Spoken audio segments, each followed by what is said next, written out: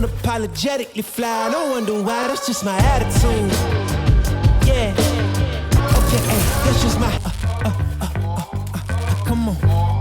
Yeah.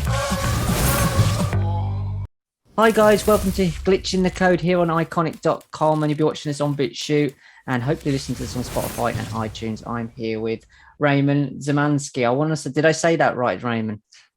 It's close. It's Szymanski. Szymanski. Like S-H-A. Yeah, I should have asked that before we started. Raymond Szymanski. So Raymond is the author of Alien Shades of Grey, which is a series of books, evidence of extraterrestrials, visitation to the Wright Patterson Air Force Base, swamp gas, my ass in America, arse here if in the UK. Arse, yes. Yeah, arse. And Victoria's Secret Truth, which is a fascinating thing that hopefully we'll get into later on. And it's obviously his books have also been endorsed by the likes of Mick Pope.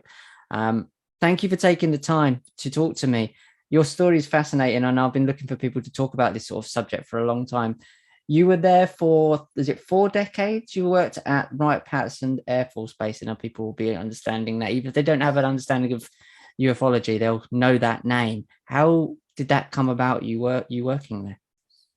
Yeah, I actually, my career spanned 5 different decades. I started in January of 1973 and I retired in September of 2011. So the total time there was 38 years and 9 months. And I have a flag with an inscription and a plaque to prove that. So what happened is the University of Detroit, where I did my undergraduate work fund, they had a agreement with Wright Patterson Air Force Base to supply them with so many student workers. They called it cooperative education. So this would be back in the fall of 1972, we had finished our sophomore year of college and uni, as you guys would call it. And I watched a lot of the British detective shows here during COVID. So, right. I'm up on the lingo. Well, in the fall of 1972, they were looking for 4 university students to go to Wright Patterson Air Force Base, which the highway takes you directly from the University of Detroit to Wright Patterson. It was about 3.5, 4 hour drive, very convenient. And the opportunity was you would work there for 4 months, then you would return to school for 4 months, come back and work.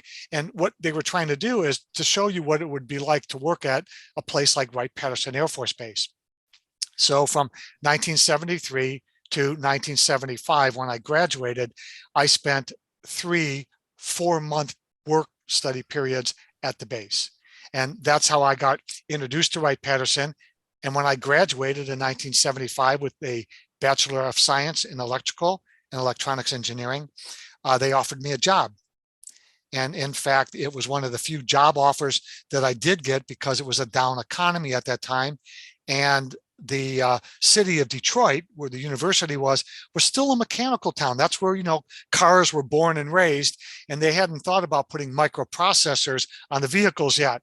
So Wright Pat was a place where I could pursue my interest, and I took the job. So in June of 1975, I reported full-time to Wright Patterson, and I never left. Your books are full of, it's an adventure. And that's what I like about your writing and also your presentation, your style. It's full of humor, but you clearly are someone who enjoys life and everything's a big adventure to you. Did you have any kind of interest in ufology, aliens, anything extraterrestrial, even anything beyond spiritual before you even went there? Or is this something that never came into mind before you went there? Or how were you before this stuff that we'll get into started happening to you? Well, that's a really good question. Back in the early college days before I went to Wright Pat and in my later high school days, I had a friend named Linda, miss her terribly, but we were good friends. We had worked together at a local hamburger joint in East Detroit, and we would go down to the lake, Lake St. Clair, which was, walkable. We'd ride our bikes down there and we'd sit on this grassy embankment and we'd look up and we'd try to spot the satellites because, was the space race was going on in the late 60s, early 70s. And it was like, one up, oh, there it goes. And then, 90 minutes later, there it goes again. So there was that interest in the great cosmos. But in January of 1973, during the first week of my first cooperative education assignment, I was assigned to a guy by the name of Al. He was my mentor. And our 2-story office building was connected to a 250-foot long airplane hangar, which was inactive at that time. And then on the other side of that was an identical 2-story office building. So we went from our building through the hangar to the place where the coffee shop was, because he wanted to buy me like a welcoming gift, a candy bar. And as we stepped from the office building into this dark, really dark hangar, it had these heavy blue curtains that hadn't been used for years, spiders everywhere. And we go down this little ramp, and we hit the floor, and he turns to me and says, "Have you heard about our aliens?" Yeah, that was my response. Like, what? And I'm a co-op student from Detroit, and I'm hanging on every word from this guy, because he's like the middle level engineer, and he's my mentor. And I'm away from home for the first time, so I'm like, what?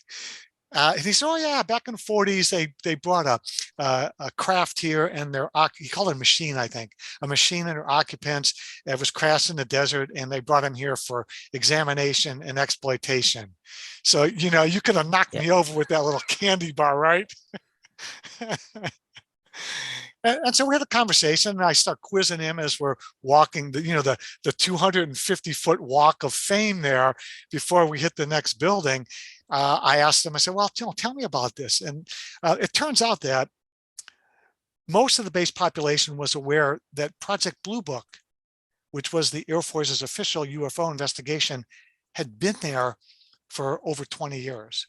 And they had only closed their door in 1969. So this is less than 5 years after Blue Book. And when you check the Dayton Daily News, which is the local newspaper, the big newspaper here, and you look for Project Blue Book stories, they're everywhere. And I actually had a friend who, when I was writing the first book, let me borrow his big, thick folder of clippings from the local newspaper. So the entire base was in a position to know that Wright Patterson was involved for 2 decades in UFO investigations. So I think the story Al was telling me was more or less an extension of that general knowledge on the base. Do you think he was really wanted to take you over to get your chocolate bar, or did he really wanted to take you over to tell you something? Was there seemed to be was there another route you could have got across there? Or did he purposely feel like he was actually wanted to pass on some information or suss you out to see what you might know or what your reaction would be to this? Was there another being a conspiracy theorist as I am, ulterior motive to this? Did it feel like you've taken me down it and you've revealed something very quickly to me about different tunnels and layers and aliens? And did it feel like that he wanted to tell you this?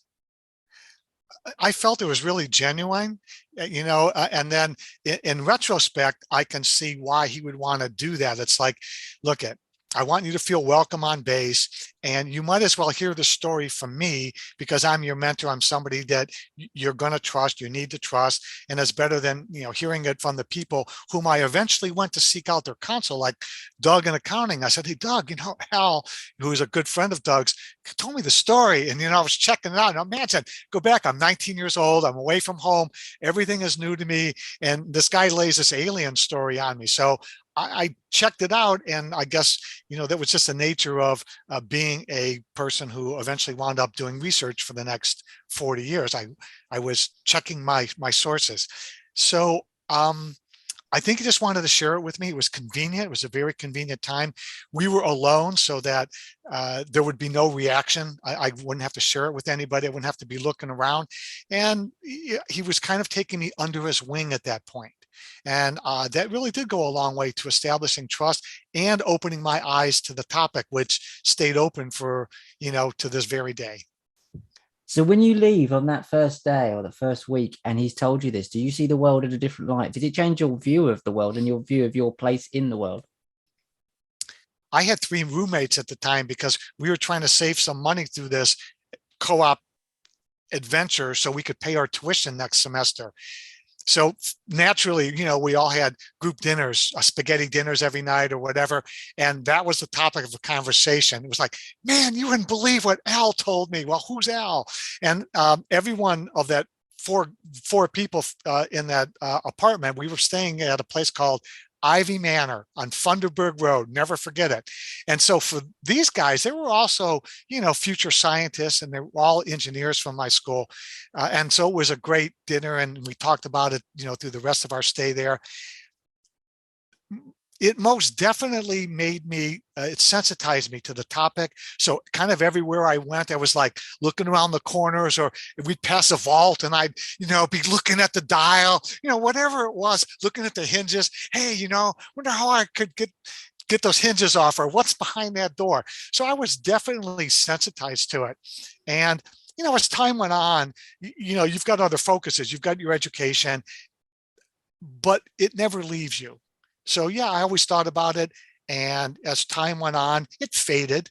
I watched the TV shows and that sort of thing, but it didn't make me at that time a fanatic. That happened in 1997.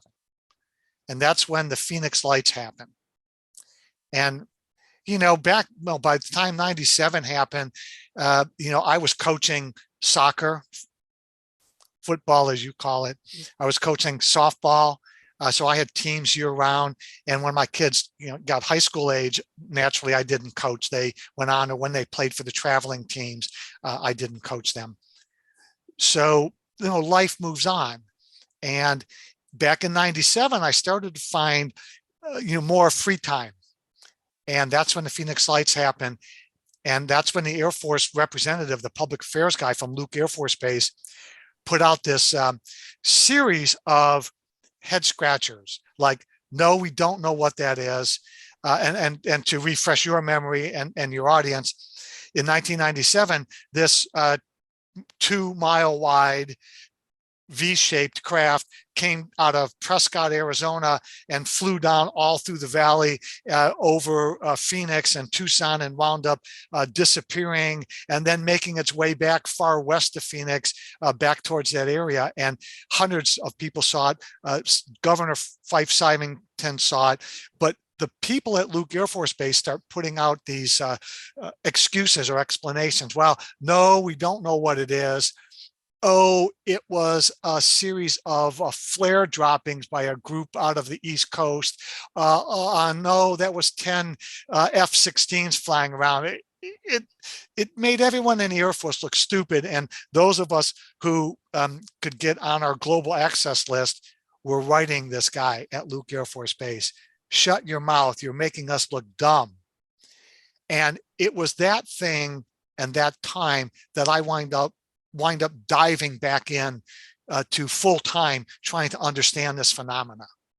So in 1997, when the Phoenix Nights happened, and you're going back into this, and there's a kind of like about a 20-year gap there between that. What were your family and your friends thinking when you're going into this? And because as someone who does the conspiracy research all the time, people around you start to act differently when you do these sort of things. So what were they kind of thinking when Dad's starting to look back into these things and starting to get more involved, especially with your background, your solid background working at Wright Patterson Air Force Base? It's not like me or a greengrocer having a look. It's someone who's got a solid connection there, which gives it more of a standing. So what you're doing, people will take far more seriously. What were people's reactions to you when you started to look into this again more seriously?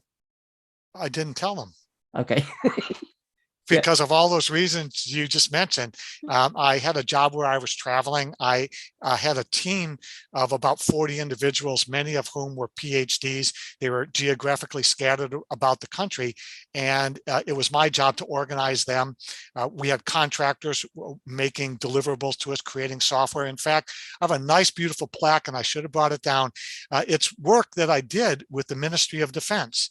And the test suite that we developed here in the US was merged with a test suite for the Ministry of Defense. And we all got together, and I got a nice round of kudos and a nice plaque for making that happen.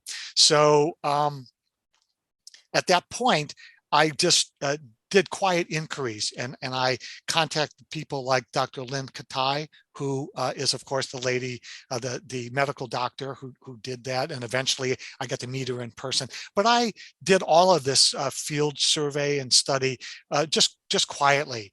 I don't think anybody really knew what I was doing, even my wife and family, until my first book was published. Right. So that's some Yeah, serious writing down in the basement, isn't it? definitely. It was all under the radar. I will tell you though, and we will reveal this for you and the world for the first time, that some of the people that I discussed this with were in the intelligence community, and they were local people that I knew, that we had a mutual trust. And in one case, I gave the gentleman a photograph, which I couldn't get an original of, but I got a copy of it, a very good copy of it. And I passed it to this person who was a member of the intelligence community.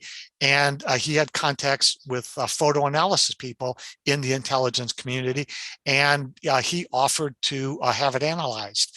And obviously they would love to have had the original and go through the digital EXIF and all the footprints and everything of it. But they said what they knew about the story and what they knew about the photograph already, that they thought it was a valid sighting.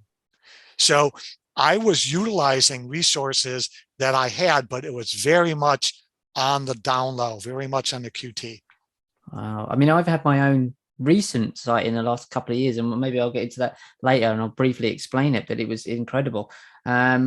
Do you think that you've had some, what experiences have you had? I know you had a Men in Black experience on a golf course, which I found absolutely fascinating, but you also had a kind of reptilian type experience as well. Were these experiences you had after you started to look into it again, or did they happen in between?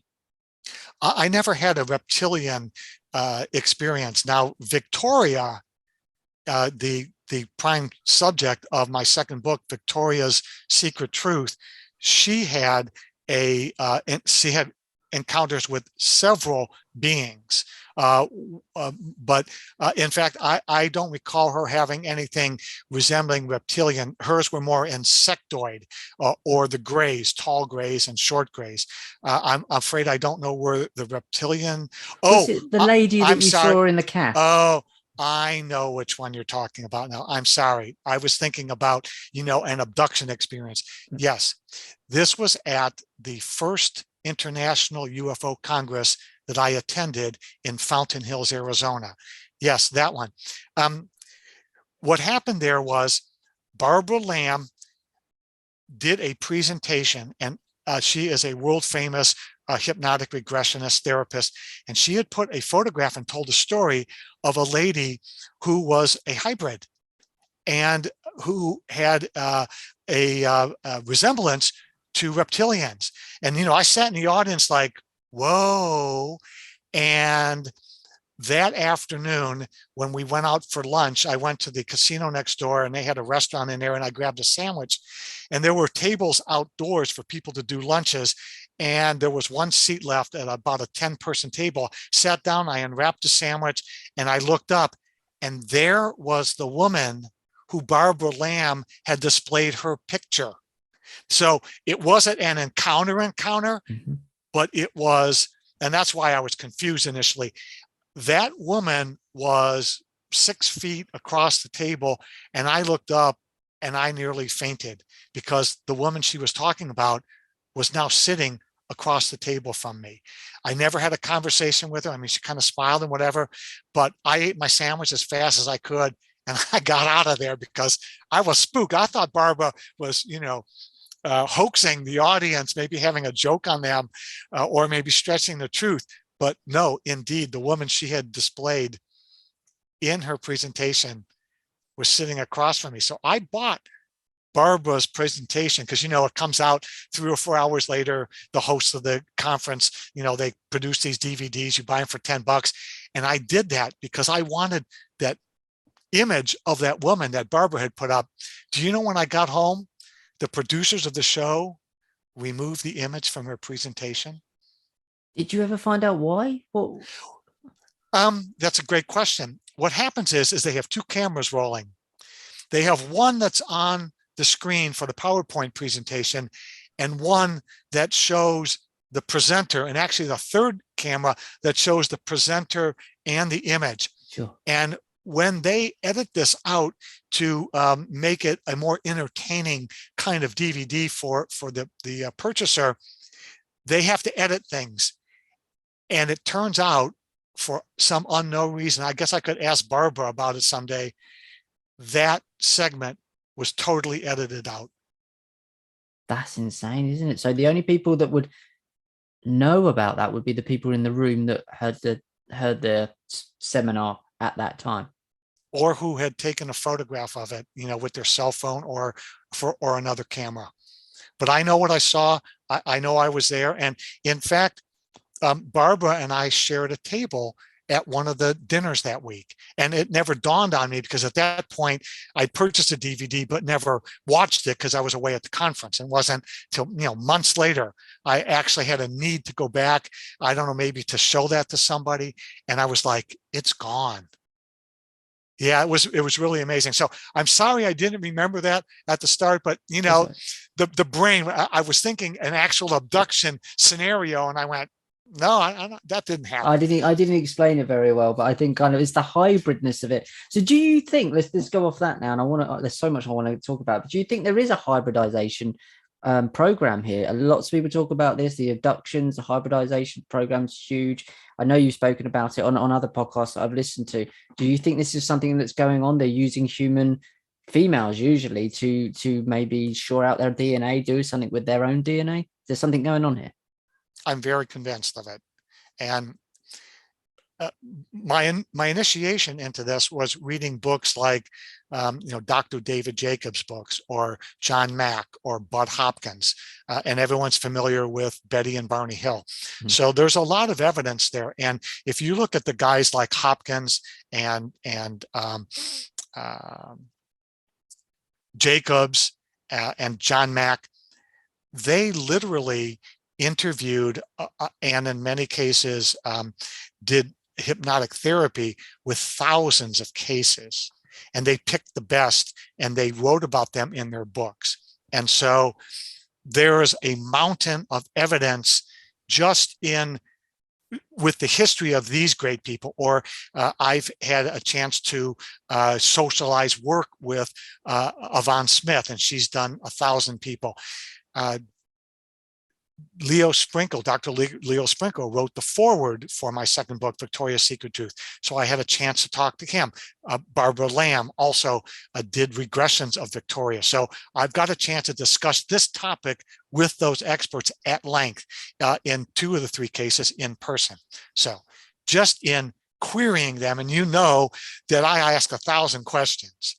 So just having dealt with them, yes, and in writing Victoria's Secret Truth, I have the actual videotapes or the audio recordings of the 4 regressions that Victoria had with those individuals, 1 with Barbara, 1 with Yvonne, and 2 with Dr. Sprinkle. So based upon all of the preceding evidence that I read and my conversations with these great people and my hours of interviewing Victoria and going through all her stuff, there is no doubt in my mind that there is a hybridization program ongoing. All these people cannot be wrong. Do you think this has any connection to what David Icke writes about with the reptilians? This kind of this thing that goes maybe way back to Mesopotamia, way back to Babylon. It's something that's been going on for thousands of years, and it's been known about but kept from us. This is not a modern day phenomena at all. That's definitely within the realm of possibilities. When Giorgio Tsoukalos and those guys on Ancient Aliens go back into the ancient times, the ancient part, the Anunnaki, my eyes roll up into the back of my head.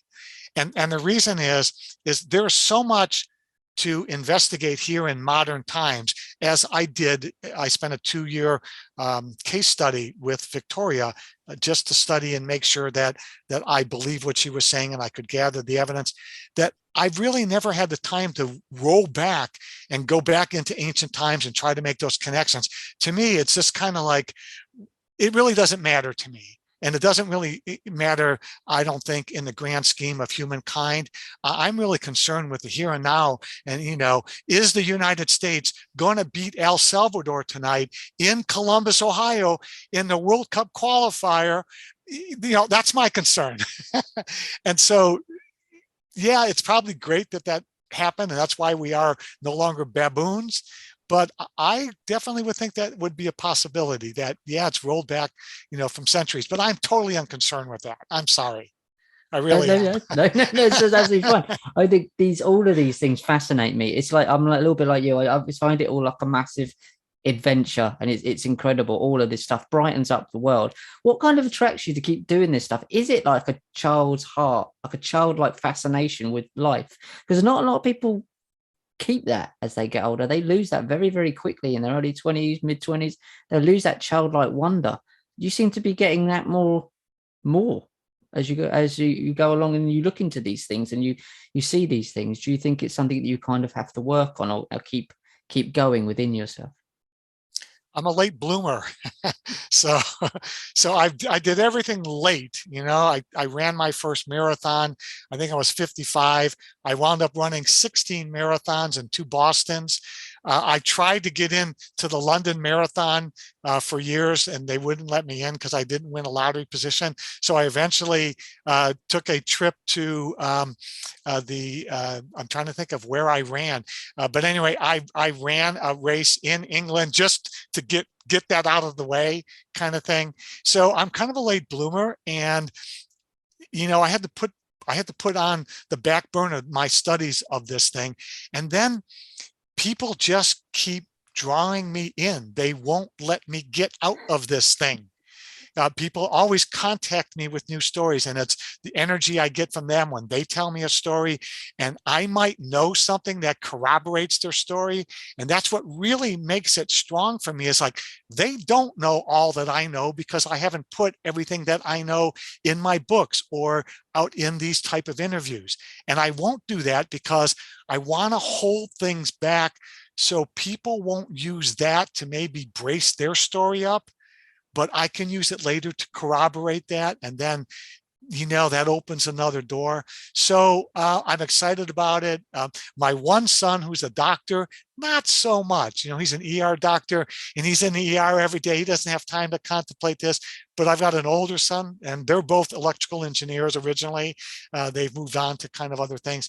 The older son is really, really into it, and he kind of juices me on, and his wife is really into it. So that kind of keeps me going too. And I get to talk to people like you, and I'm not one of those guys who've been public for that long. So I'm just now getting to socialize with the Nick Popes of the world. I love Nick and those type of people. So that's something to look forward to. I've actually been funded to go to Italy to give a talk at the conference, the Children of the Stars. They paid for it all. I took my wife with me. She's like, oh yeah, hey, this is really good stuff. I hate it. I don't like your alien talk, but I'm going to Milan with you, kind of thing. So that kind of keeps me energized too. It's an adventure, isn't it? And I think that's great. I really love that. So what are these articles? Before we start talking, there's 2 articles behind you, one from our famous The Sun and the Daily Mail, which are known for their misrepresenting the truth, is probably the politest way I can put it. What are these about then? Well, I'll give you the punchline and then we'll roll backwards. I was super concerned when these rolled out. And the way it happened is I did a talk for the they were a former Los Angeles MUFON. They broke off and they created their own group. So they invited me out to do a talk, and I did. It was wonderful. And there was a photographer there who was taking pictures. He was a stringer for the tabloids, the UK tabloids.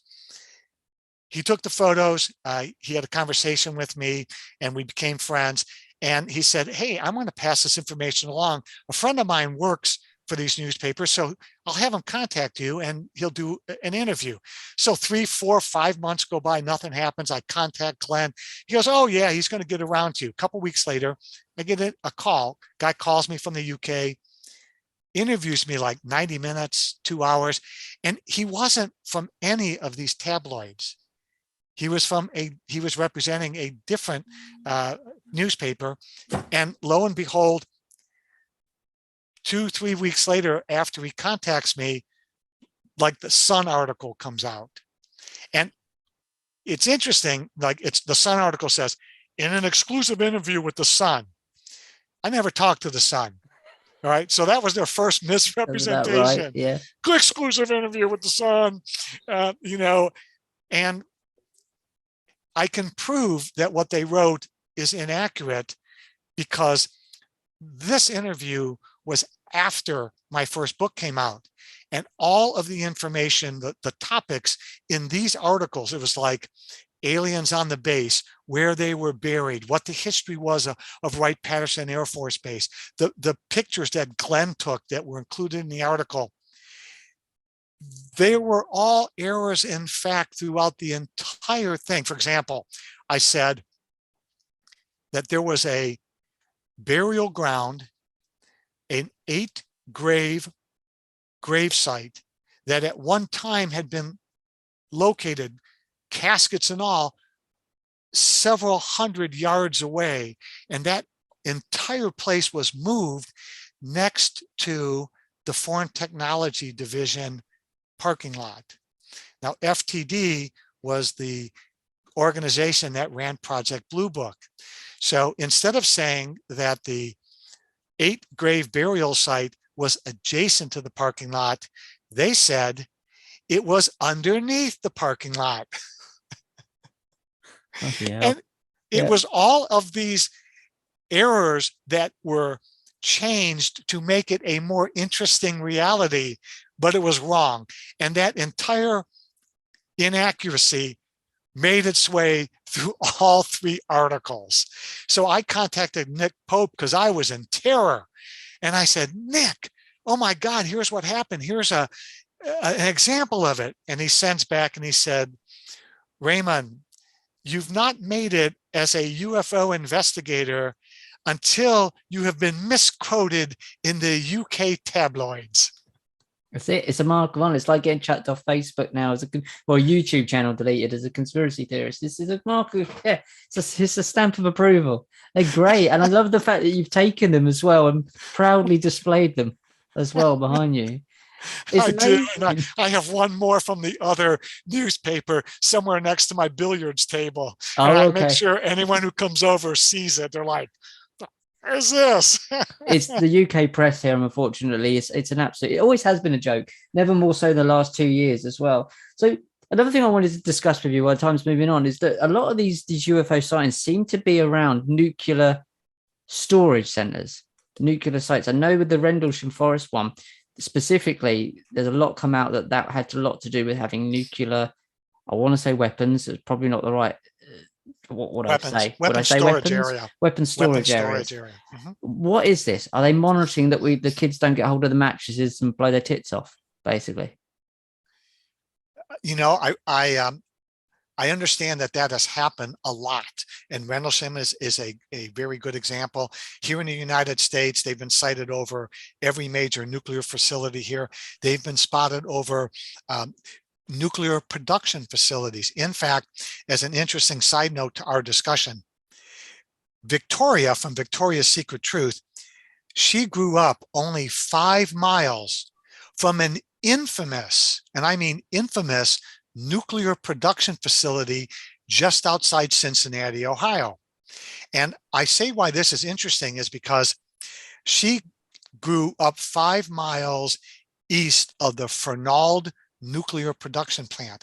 Now, Fernald is infamous because it is the largest nuclear cleanup in the history of the United States. They were leaking over 1 million pounds of radioactive material into the water, the earth, and the air. Now, get your head around this. These are official numbers. Over 1 million pounds of radioactive equipment in the air, the water, and the ground. And at one point, not too long after the plant officially closed, the security cameras there caught UFOs hovering, over that nuclear facility.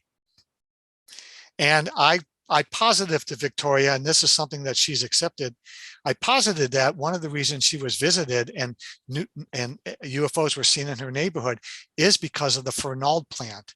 And maybe she was just selected because she was young, and the fact that Victoria's mother worked in that nuclear plant and carried Victoria and her brother inside of her while she worked in that nuclear plant, and those employees were being poisoned.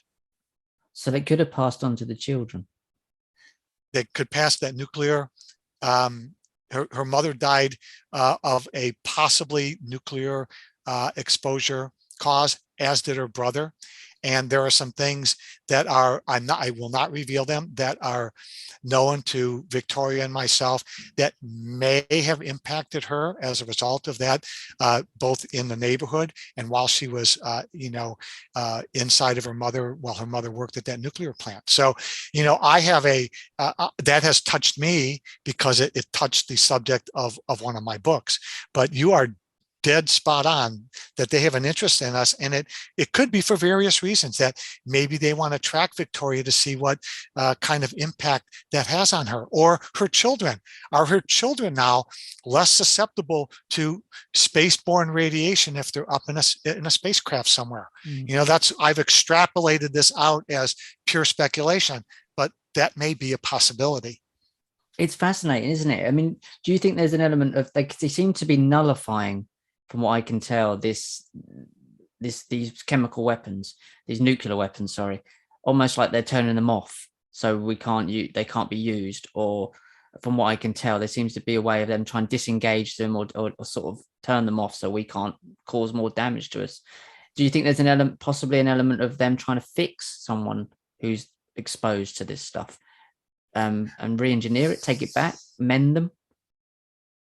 That is another great possibility, that they're saying maybe they're from the future and they know what's going to happen, and they know that we're on this inevitable path of destruction, and maybe they can't stop it, or they don't want to stop it, or it's already happened, and they've gone back in time. I know this is really far out. It's far out for me, but again, to speculate, and maybe they're trying to save us, or trying to do something, populate this earth with people who won't let that happen. Maybe we can change our future. Well, I think there's the new there's a telescope that's come out, and they're trying to see the Big Bang at the moment. I'm not sure if you've heard about this. I can't remember what it's called. It's got a name for it. And they're trying to see the Big Bang, which obviously logistically would be time travel. You would be looking distance time into the past. So that's not illogical to understand. If you can travel long distances in a fast, you would be time traveling.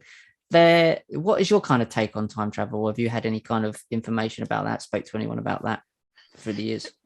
It's far above my intellectual capacity, to go, wow, how does that happen? But if you look at the theory, if you look like Einsteinian theory and that sort of thing, it definitely is theoretically possible. So, hey, I wrote 3 nonfiction books about UFOs and extraterrestrials. I have an open mind, and I'm clearly open to the idea of time travel. In fact, you're from Rendlesham, and I spent a couple days there, and I talk about my little investigation there. And in fact, Jim Penniston wrote the endorsement. Jim Penniston of Rendlesham fame wrote the endorsement for my last book, Swamp Gas My Ass. So he's brilliantly displayed. His endorsement is brilliantly displayed on the back cover of that book. But Jim seems to think that the entities that he encountered in Rendlesham, that triangular-shaped craft, he says they were from the future. They're us from the future. And he's come out and said that. Now, how does he know? Well, maybe they told him, because some of his regressions reveal that he had contact when he was there. And maybe Burroughs believes that they were both inside of that craft during that encounter. So maybe he was told, hey, we're here from the future. It just happenstance that you're with us now. Take this message forward, and don't let Burroughs blow a gasket. This was one of the things that fascinated me. I don't know which one of the guys it is, was the binary code and what it said once they kind of deciphered it decades later. Can you kind of extrapolate on that story if no one's heard of it? Yeah. For those not familiar with the Rendlesham incident, in December, around Christmas Day in 1980, lights were seen in the forest adjoining Woodbridge Air Force Base. Royal Airfield or whatever they called it. And so the security people went out to check it out. And what they discovered on one of those evenings, it was Jim Penniston, John Burroughs, and another individual whose name escapes me for the moment. And in the process of following the lights through the forest, they found a triangular craft that was hovering or parked. It was about 10 foot on the side, about 8 foot tall. And Penniston was the one who approached it. Burroughs was apparently left behind as a relay with Ed Cabansag, who was the third member there, because their devices were getting static. But Penniston touched it. And when he did, what he was doing is there were these glyphs, and it appeared to be etched in this glass-like surface of this craft.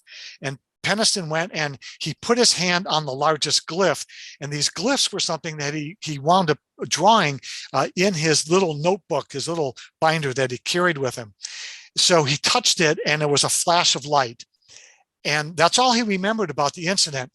But after he got back to the patrol office and he filled out his report, and he noticed that the time on his watch and the clock weren't the same, he went back to the house that he was renting, and he got out his book, and the same book that he put the drawing in of the unit that he was observing firsthand. He wrote 16 pages of ones and zeros. Now, this is 1980.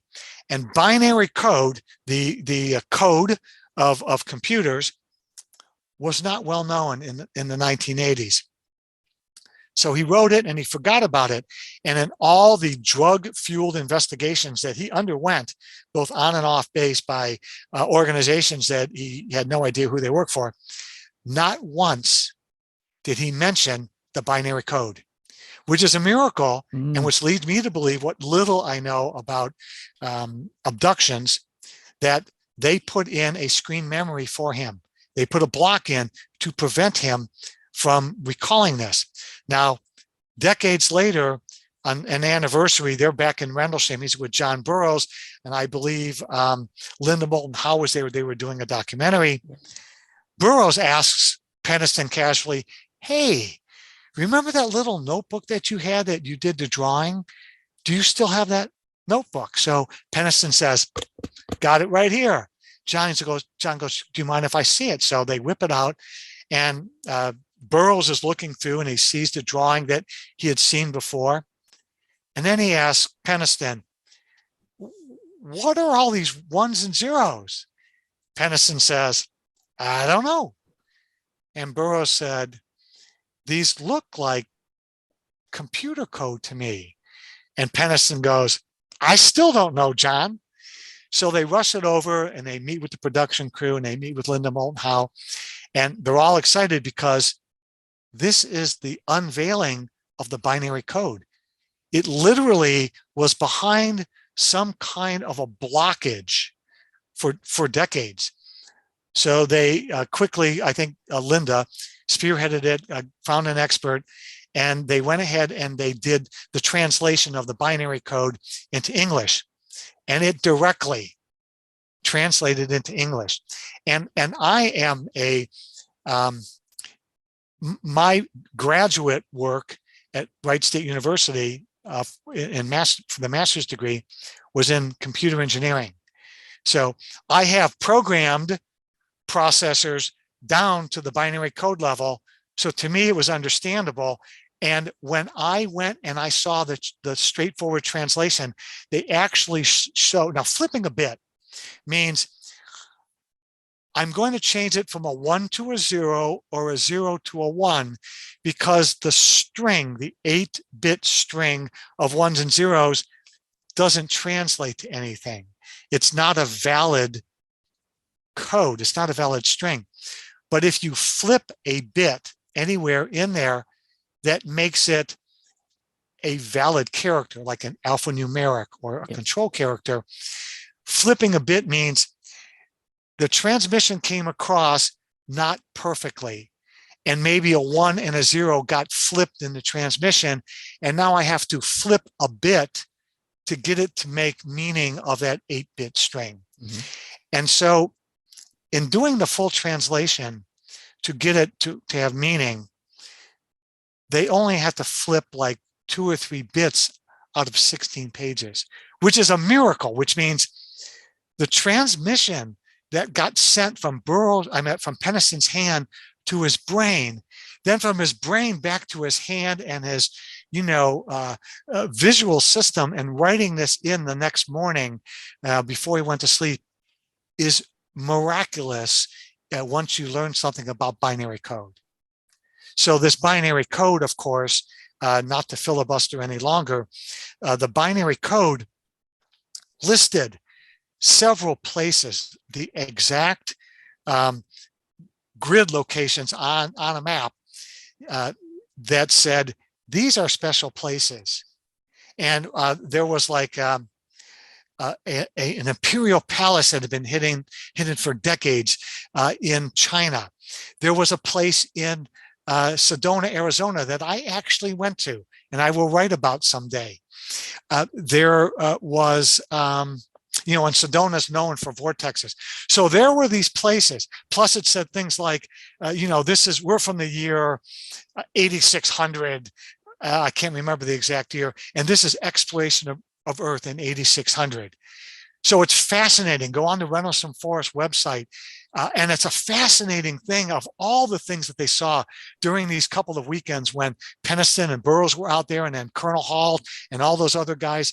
It's just fascinating to see what happened. And then I, of course, got a chance to meet Burroughs and talk to him about this, meet Colonel Hall, talk to him about this, talk to Patterson about this, and then roll my experiences up into, my book as a way of saying, this stuff is important. It needs to be further investigated. It's a fascinating adventure, as I keep saying. It's there's so much more I want to talk about, but that for me, I remember watching the documentary that you've spoke about and seeing that come through, and it's a great film to go and watch. I also recently watched the Bob Lazar one, which was fascinating as well, about I think it was Element 115. That was fascinating to me as well. We could briefly touch on that before we kind of move on. Element 115, it seems, what do you know about that and the Bob Lazar kind of revelation of that? You didn't want to talk about it for a long time. Hold on 1 second. I'm going to grab something that is pertinent, okay? It's right here. Yeah, of course. Yeah, no problem. I'll have a drink. I'll sing a song.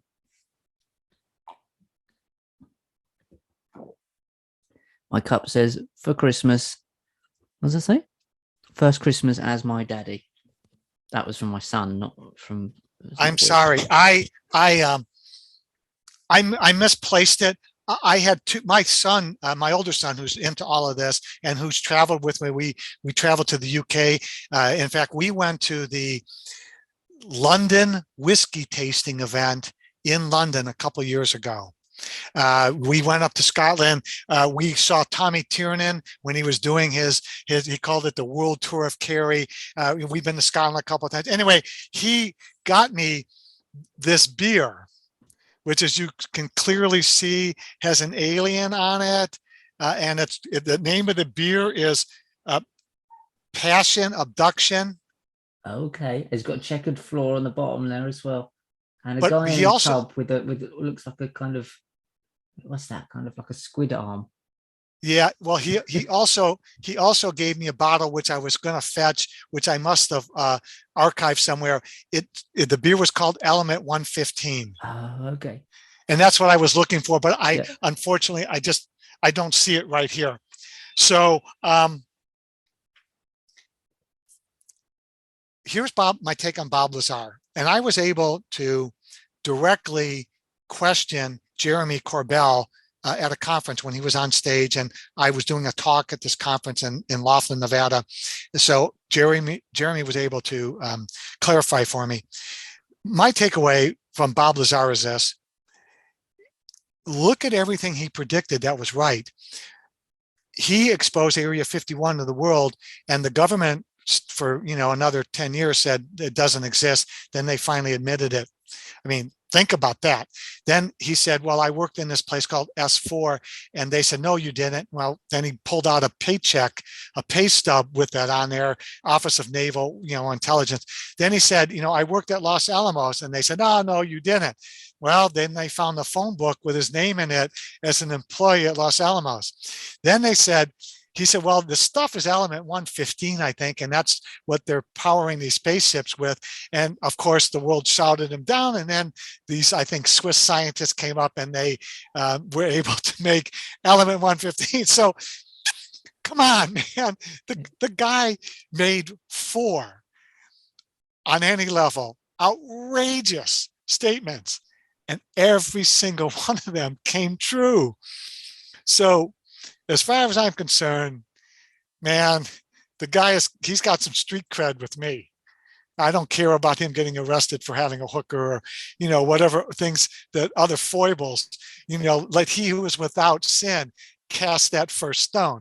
And I think he's got a lot to say. I really enjoy, watching him. So yeah, that's my take on Bob Lazar. This element 115 was fascinating. So guys, if you've not seen the documentary, I think it's on Netflix. I watched it a few nights ago. And it is fascinating. The guy, the producer has put this together as a documentary filmmaker myself, has done an incredible job of building that the way he's built it. And it's a great film. If you haven't seen it, go and watch it. Let me go back before we move on. What is your experience with the Men in Black on the golf course? That was I love that story in the book. And yeah, what do you think they are? Are they watching you at the moment? Are they people around us? Are they from the future? Are they kind of not human, part human? What is your take on the Men in Black? But first, talk about your experience with them.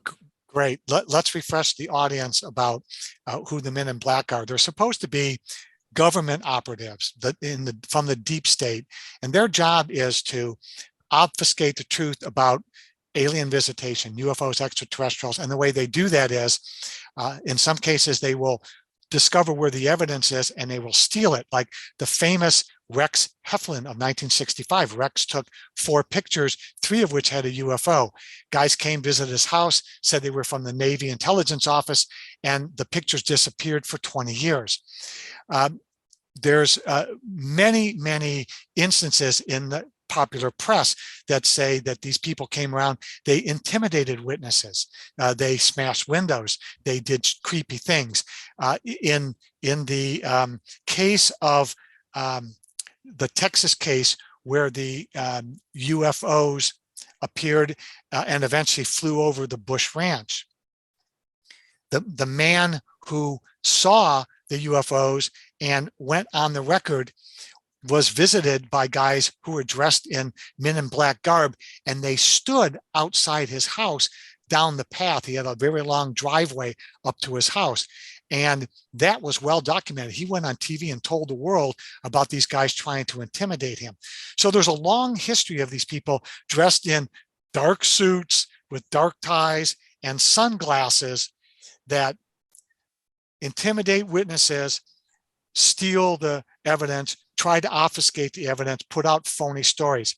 So to bring your listeners back up to my story, is there's a golf course that's owned by the base, on the base, and hole number 10 parallels the campus for the Foreign Technology Division.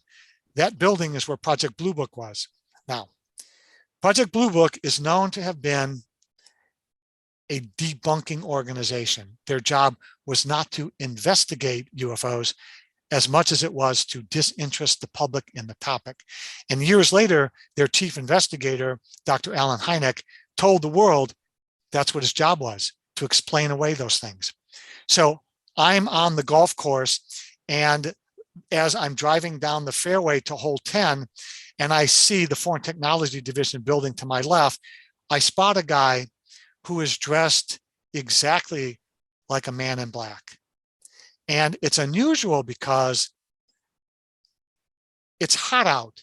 We're in May, and in Dayton, Ohio, it's hot. I know I got married on the 3rd weekend of May, and it was hot, and it's been hot.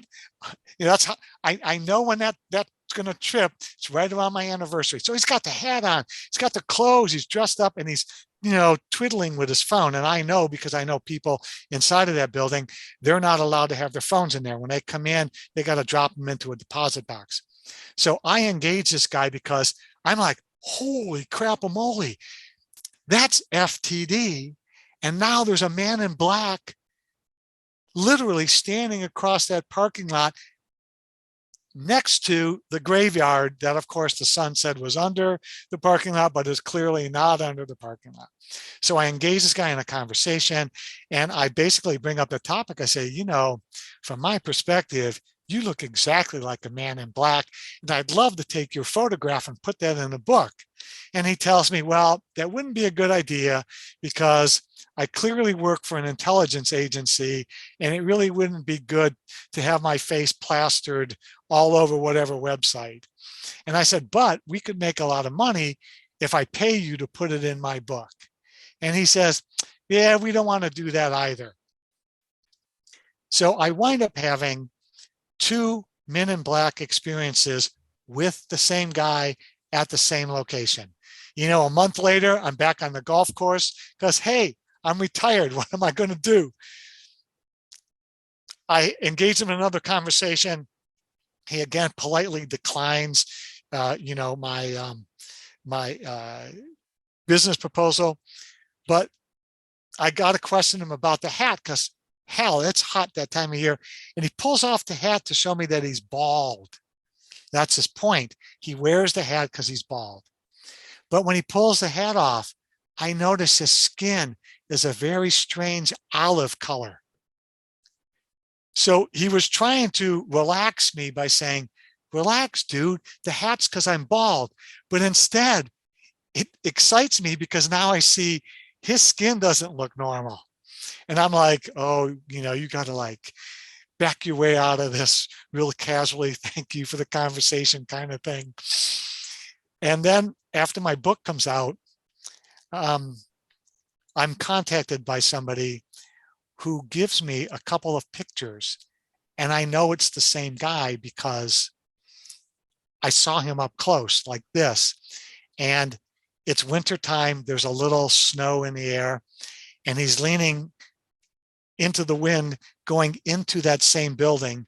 He is dressed in the top coat of the Men in Black with the Men in Black hat on, the suit, whatever, and he's got a black briefcase, and he's walking into this building. So it is proof positive that he worked in the building, and maybe he's taking a fashion risk, but he looks exactly like the Man in Black.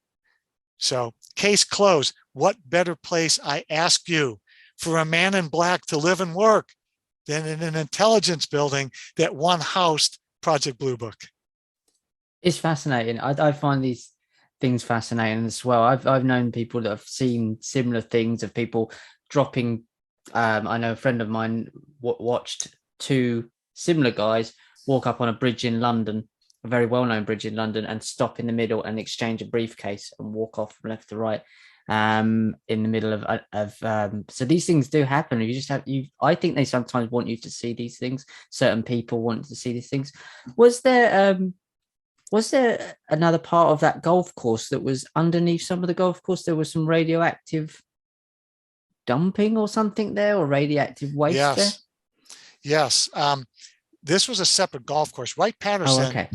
Wright Patterson has 2 18-hole golf courses. The base is divided up into 2 areas now. It used to be 4 areas, but there's Area A and Area B. In Area A is where FTD is, and the golf course I mentioned, where I had my experience with them. Or Area B is called Twin Base Golf Course. And the other golf course with the Men in Black is called Prairie Trace. So on Twin Base, on hole number 1, 2, 3, and hole number 4, it's a par 3, there were these serpentine mounds. And I'd been on the base since 73, and I think I took up golf in 1977. So since 1977, I was used to seeing these serpentine mounds behind the par. It's about a 180-yard par 3. Well, I thought this was some kind of a ode or gesture to all the great courses your way. You know, there's nice little mounds out by the seaside and whatever.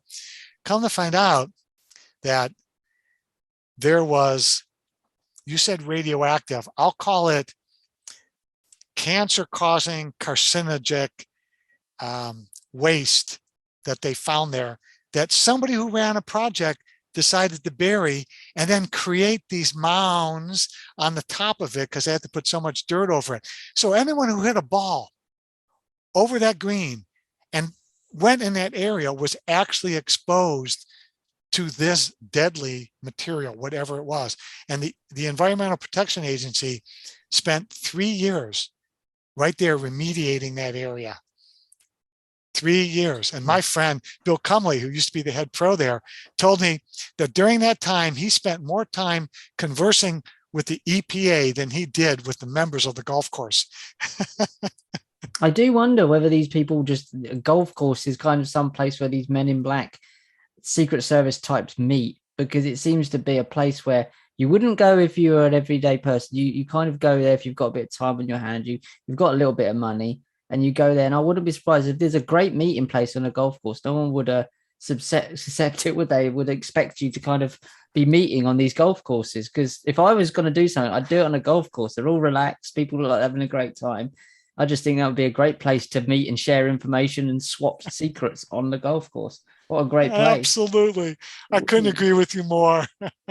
It's brilliant. Well, and before we go, what would you like people to kind of understand about this information, about this work that you do, and take from this that might kind of get them to see the world in a more kind of open-minded light? I think we're getting to the place now where maybe even within my lifetime, but there will be some sort of disclosure. I'm not sure if it will be a real one.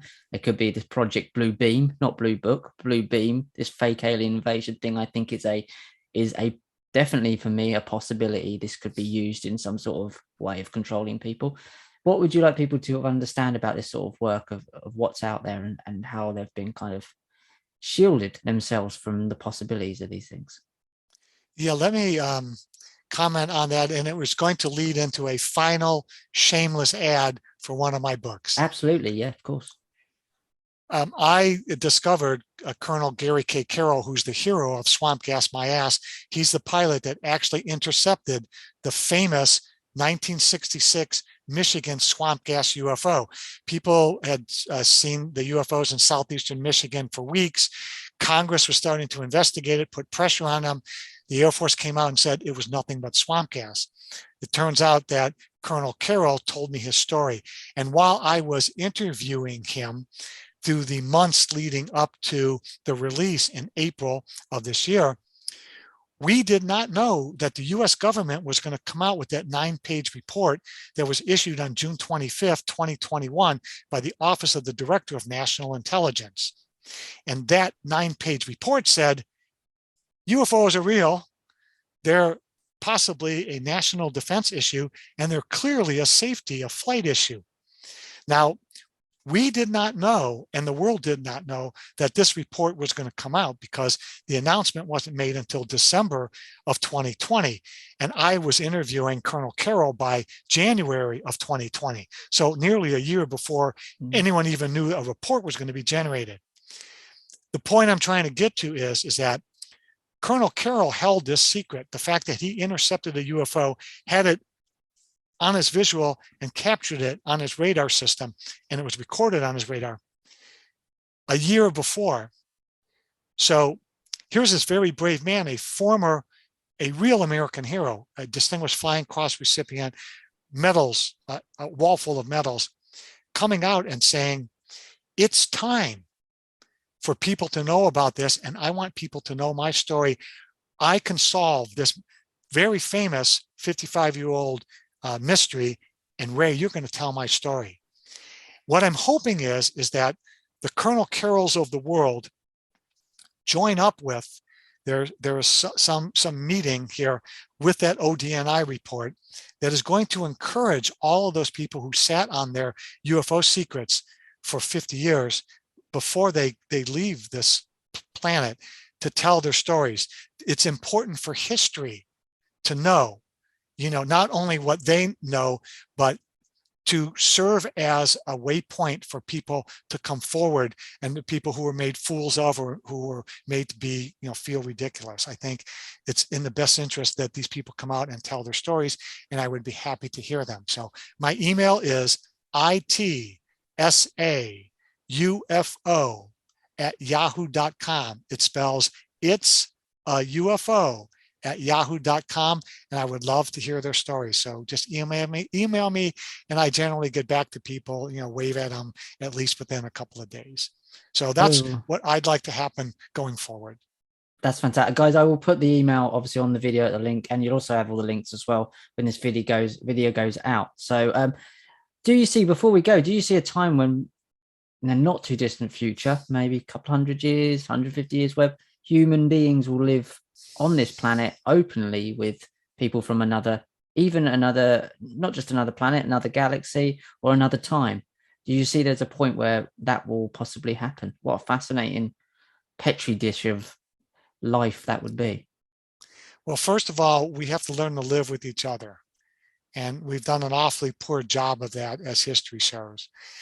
Second of all, they're already here, and we're already living with them. If you believe the books of people like Dr. David Jacobs, read his book, especially the one Walking Among Us.